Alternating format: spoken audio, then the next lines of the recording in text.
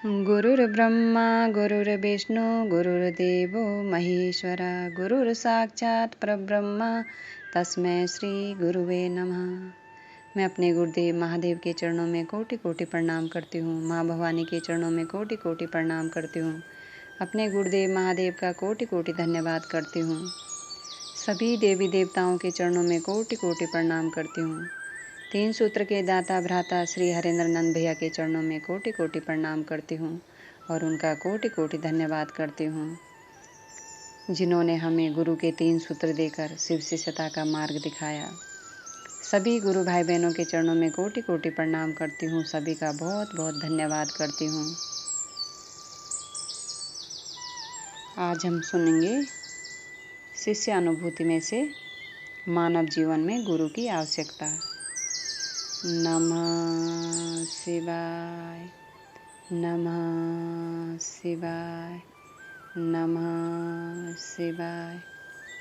मानव जीवन में गुरु की आवश्यकता।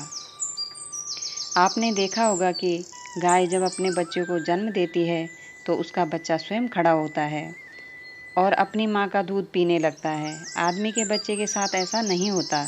माँ अथवा परिवार अथवा परिजनों को बच्चे को दूध पिलाने की व्यवस्था करनी होती है।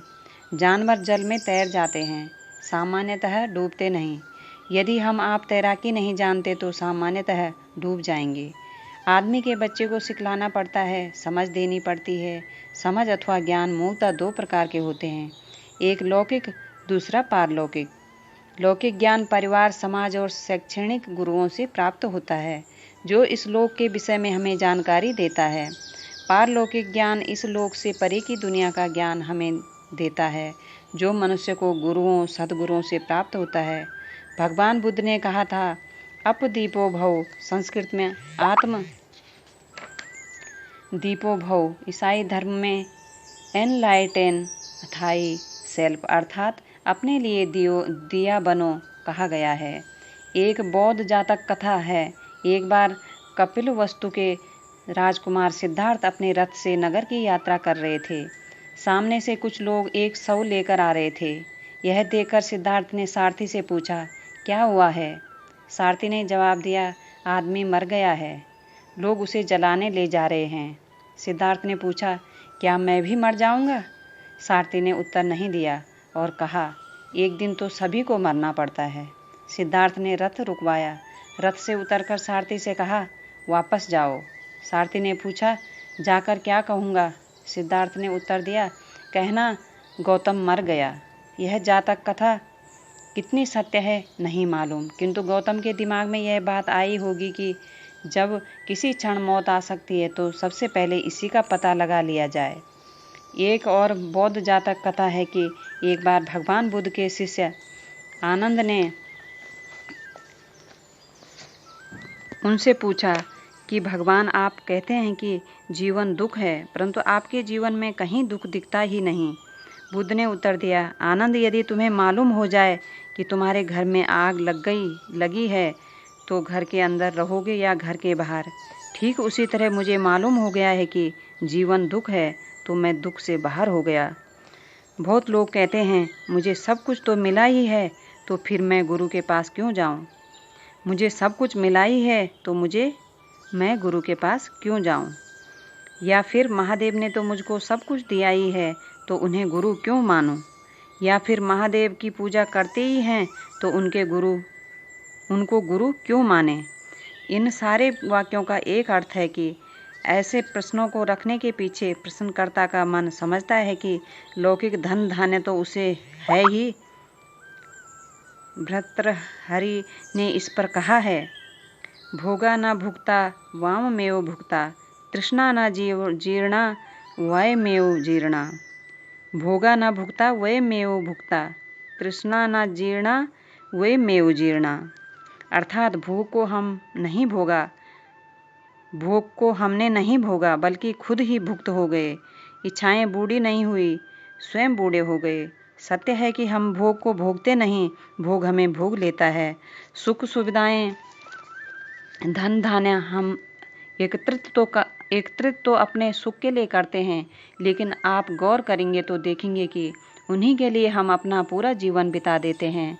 साहब श्री हरिंद्रानंद जी ने शिष्य अनुभूति में लिखा है, सही स्थिति यही है कि हम लोग भोग को भोगते नहीं, स्वयं ही भुक्त हो जाते हैं।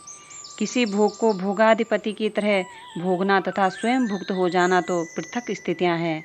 हम सुख के साधन एकत्रित करते हैं, लेकिन उनसे हमारा लगाव, उनके रख रखाव की चिंता एवं बिलगाव का भय हमें दुख देता रहता है। निर्विवाद रूप से अपने सुख के लिए निर्मित संबंध एवं सामग्रियां ज्ञान भाव के कारण हमें प्रताड़ित कर संत्रास देती है।